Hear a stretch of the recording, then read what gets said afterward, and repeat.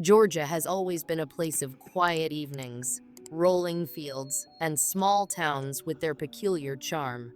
My family and I grew up here, surrounded by its deep woods and winding roads.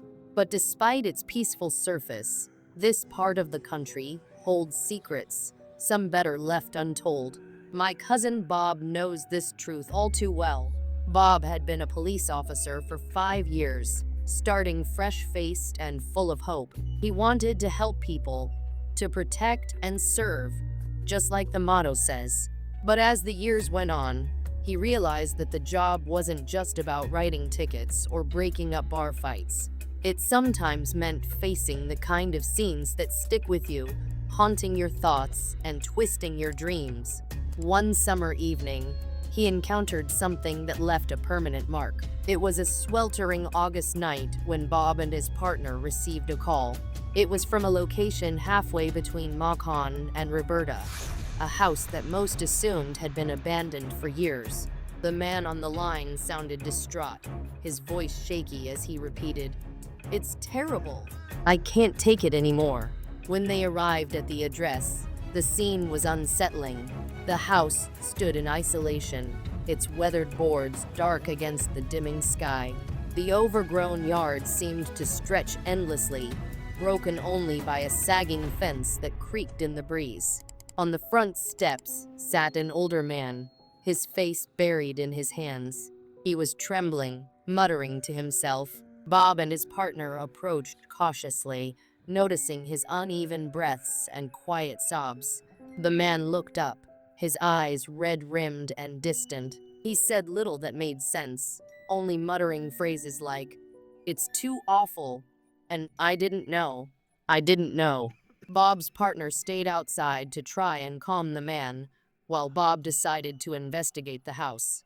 He didn't expect much, maybe an old dispute or a squatter situation, but the moment he stepped through the door, he knew something was very wrong.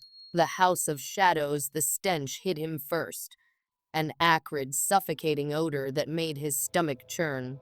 It was the kind of smell that clung to you, thick and unrelenting. He pulled his shirt over his nose and stepped further inside. The interior was chaotic, as though time itself had abandoned the house. The kitchen counters were piled with dishes and food containers, some so old they had fused together. Layers of dust and grime coated everything, and the air felt heavy, almost oppressive. "Police department," Bob called out, his voice echoing against the empty walls. No answer. He scanned the dimly lit room, his flashlight cutting through the shadows.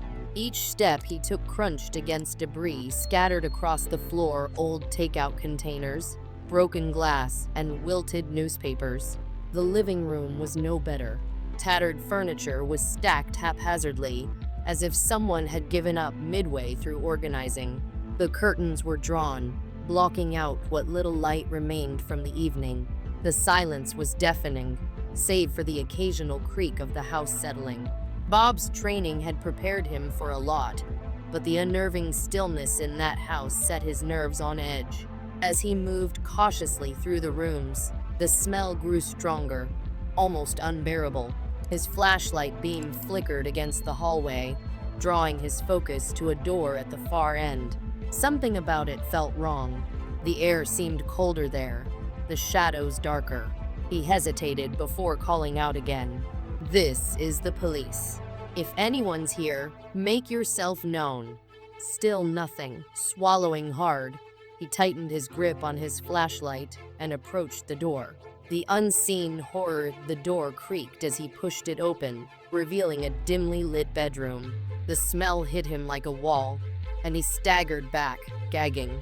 For a moment, he wanted to retreat, to call in his partner and wait for backup, but duty pushed him forward. The scene inside was worse than he could have imagined. The room was cluttered, like the rest of the house, but it wasn't the mess that made his blood run cold. There, on the bed, lay two figures, unmoving and lifeless. Their appearance was pale and unnatural, the kind of sight that made his heart pound and his breath catch in his throat. He froze, trying to process what he was seeing. The figures were huddled together, as if seeking comfort in their final moments. His flashlight illuminated their faces, and he instinctively looked away. He didn't want to examine further, but something compelled him. Slowly, he stepped closer, each movement feeling heavier than the last. On the floor near the bed, he noticed items scattered: a framed photograph, an old journal, and an empty bottle. It painted a picture of lives once full, but now overshadowed by despair. Bob's hand trembled as he radioed for his partner, his voice barely steady. "You need to call for more units. We've got a situation here." Backing out of the room, he leaned against the wall, struggling to steady his breath. The air felt thick, and the house seemed to close in around him. He needed to get out, to breathe fresh air and escape the oppressive atmosphere. The pieces come together outside. The older man had calmed enough to speak in fragments. He explained that he had been a friend of the family who once lived there. Concerned after weeks of silence, he had decided to check on them. What he found inside had left him shaken to his core. The investigation that followed revealed a heartbreaking story. The family had fallen on hard times, struggling with financial and personal hardships. In their isolation, they had become overwhelmed, their lives spiraling into chaos. The house, once a home, had become a prison of despair. Bob found himself haunted by the experience. For weeks, he couldn't shake the images from his mind: the eerie silence of the house, the suffocating smell, and the lifeless figures in the bedroom. He started having nightmares, vivid and unrelenting. In them, he would hear voices calling out from the shadows, begging for help he couldn't give. He began seeing a therapist to cope with the emotional weight of the incident. It was there that he finally allowed himself to unpack the guilt and helplessness he felt. Over time, he learned to separate himself from the tragedy, though the memory never fully left him. Moving forward today, Bob continues to serve on the force, though he approaches his work with a deeper understanding of the fragility of life. He often tells me that the experience taught him something valuable, that behind every call, there's a story, sometimes a painful one.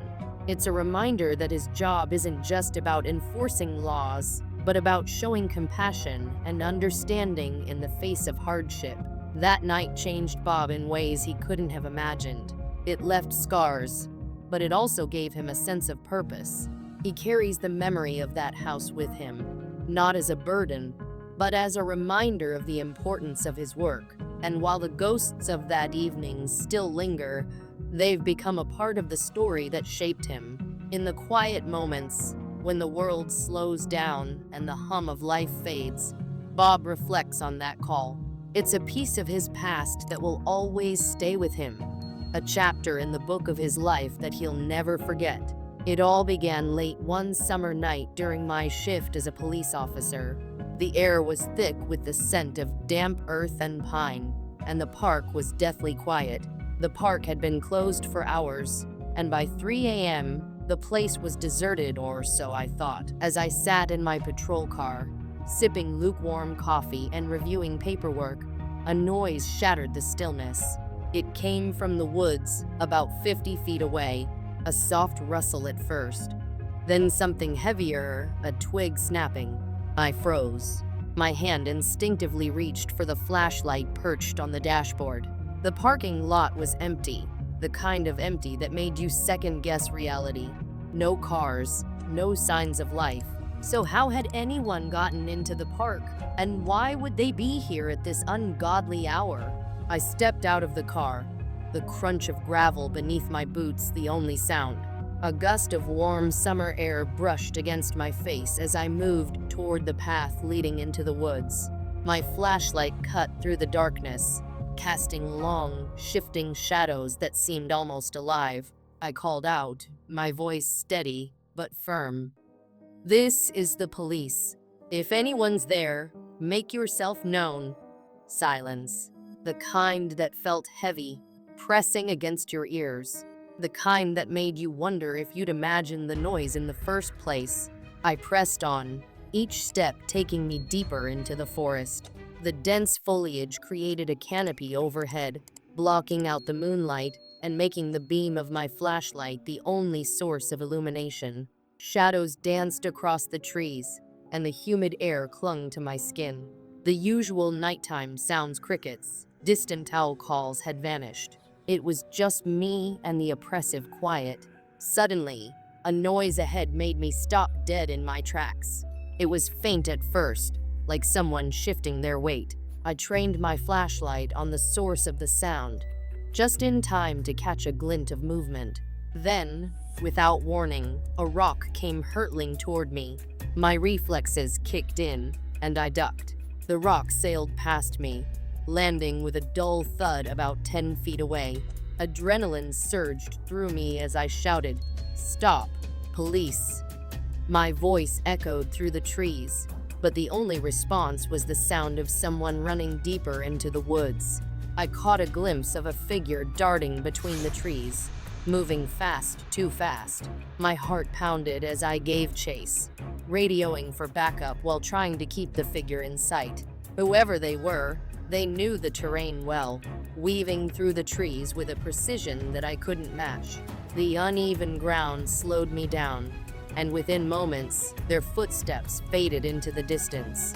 I came to a halt, scanning the area with my flashlight, my breath coming in heavy bursts. The forest was vast, and the darkness seemed to swallow everything. I strained my ears, hoping for any sound, a twig snapping, leaves rustling, but there was nothing. After what felt like an eternity, I decided to head back to my car. As I retraced my steps, the tension in my chest eased slightly. Maybe whoever it was had gotten scared and taken off. But just as I reached my vehicle, a loud clang startled me. Another rock struck the side of my patrol car. I spun around, flashlight sweeping the area, and caught a fleeting glimpse of someone disappearing into the woods again. My blood ran cold. This wasn't random. They were toying with me. Fueled by frustration and adrenaline, I chased after them once more, but it was futile. They were always a step ahead, just out of reach. Moments later, my backup arrived, and together, we combed the woods. But whoever it was had vanished, leaving nothing behind but an unsettling silence. The experience left me shaken. It wasn't just the chase.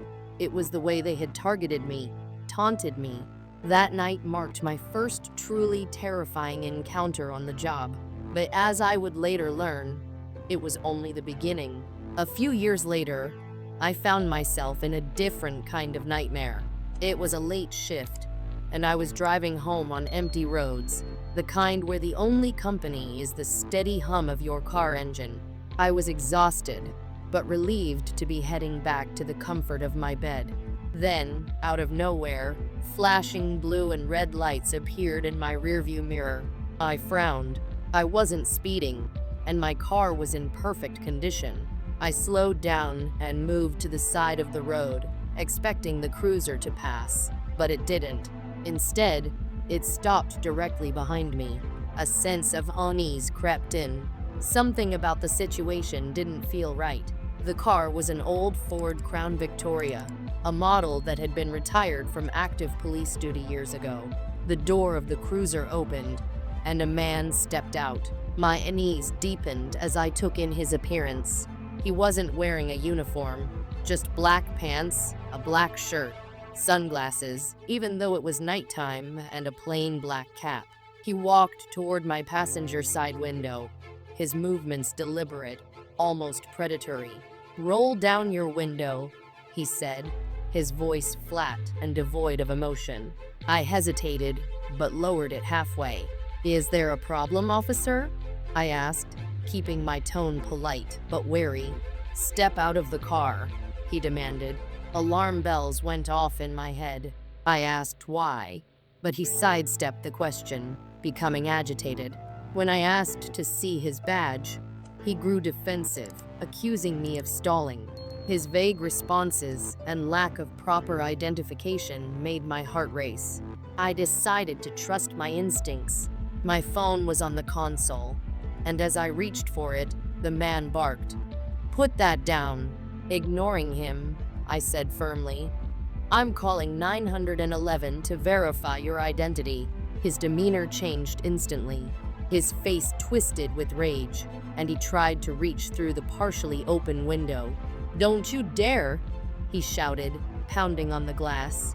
My pulse quickened as I dialed, praying someone would answer quickly.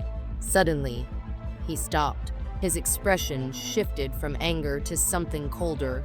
"Fine, go ahead," he muttered, backing away. Without another word, he turned, got into his car, turned off the flashing lights, and sped away in the opposite direction. I sat there, trembling, until a real officer arrived. I recounted the entire ordeal, and they confirmed what I had already feared: the man had been impersonating a police officer. To this day, I don't know what his intentions were, but I shudder to think what might have happened if I had stepped out of my car. That night taught me a valuable lesson. Instincts exist for a reason. It's a lesson that has stayed with me, guiding me through countless shifts and situations since. But no matter how much time passes, those 2 nights, the shadowy figure in the woods and the impersonator on the road, remain etched in my memory. A reminder of how quickly the ordinary can turn into a nightmare.